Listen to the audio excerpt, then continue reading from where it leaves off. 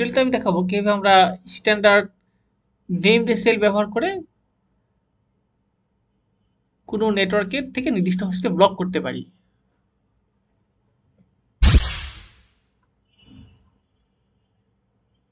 তো অলরেডি আমার এই ডিভাইসগুলিতে আইপি সাবনেট গেটওয়ে এবং হচ্ছে ডিএনএস সার্ভারের আইপি অ্যাসাইন করা আছে এবং রাউটারগুলোতে রাউটিং প্রোটোকল কনফিগার করা আছে। তা আমি একটু চেক করে নিচ্ছি।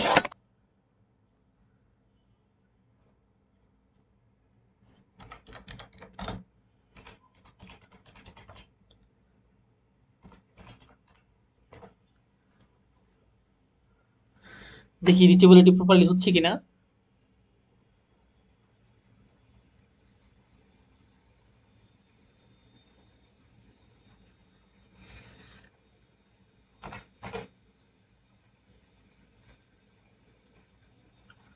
তো আমি চাচ্ছি এই ডেস্কটপ পিসি যাতে অ্যাক্সেস না পায় আমার নেটওয়ার্কে, সেকেন্ড নেটওয়ার্কে। তো সেই জন্য যেটা করতে হবে, এর আইপিটাকে জানতে হবে 192.168.0.4। তো চলুন আমরা কনফিগারেশন শুরু করি।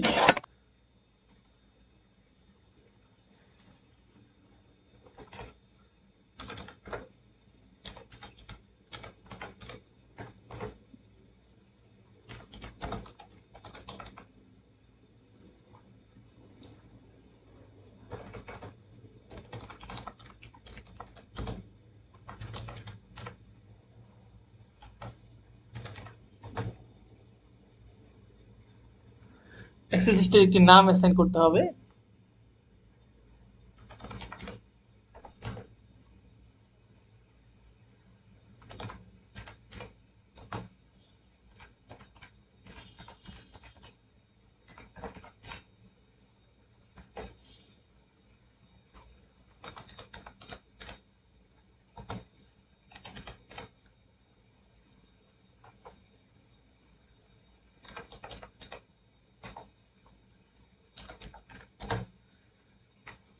আমার ইনকামিং আউটগোয়িং রোলটা ডিফাইন করে দিতে হবে।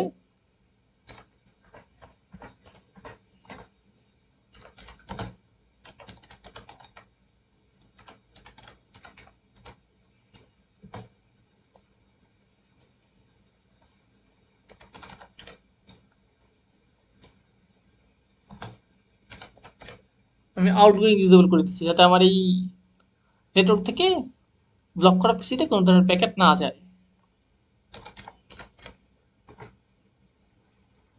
এটা হচ্ছে মেইনলি স্ট্যান্ডার্ড নেম ডেসিএল। স্ট্যান্ডার্ড ডেসিএল নেম এবং নাম্বার দুই প্রকারের হয়ে থাকে।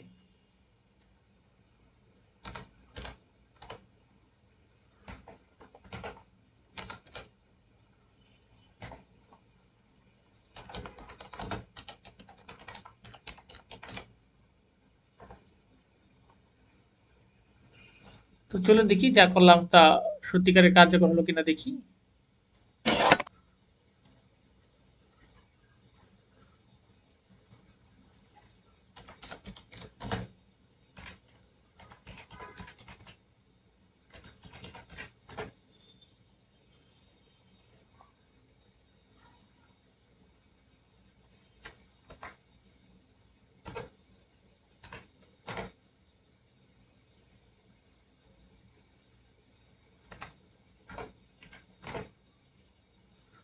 দেখুন আমার রাউটার মধ্যে প্যাকেট যাচ্ছে, বাট আমি যেহেতু আমার আউটগোয়িং ডিসেবল করে দিয়েছি, আমার এই রাউটার সাথে কানেক্টেড কোনো হোস্ট থেকে কিন্তু প্যাকেট ফেরত যাচ্ছে না, অর্থাৎ আমি অ্যাক্সেস করতে পারছি না।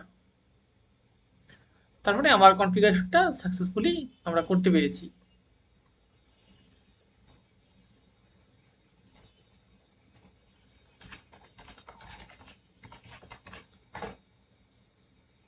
আমি কিন্তু ওয়েব সার্ভার অ্যাক্সেস পাচ্ছি না আমার এই পিসি থেকে, বাট দেখুন আমার এই পিসিটা কিন্তু ব্লক করে নেই, এখান থেকে ঠিকই পাবো।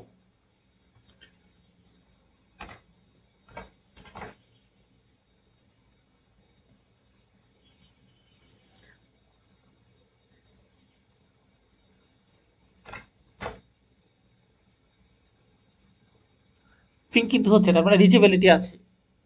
অর্থাৎ যে পিসিটা ব্লক করেছি সেখান থেকে পাচ্ছে না, যেটি ব্লক করেনি সেখান থেকে পাচ্ছে। আমরা এভাবে কোনো নেটওয়ার্ক বা কোনো হোস্ট যেগুলোটিকে ব্লক করতে পারি সেম ওয়েতে। তো আমি যদি পুরো নেটওয়ার্কটিকে ব্লক করতাম, সেক্ষেত্রে আমার হোস্ট আইপির বদলে এই নেটওয়ার্ক আইডি দিতে হতো, সেটা ওয়াইল্ড কার্ড পাস দিতে হতো। সেটি আমি আমার পরের টিউটোরিয়ালে দেখাবো কিভাবে আমরা পুরো নেটওয়ার্ক কি ব্লক করতে পারি।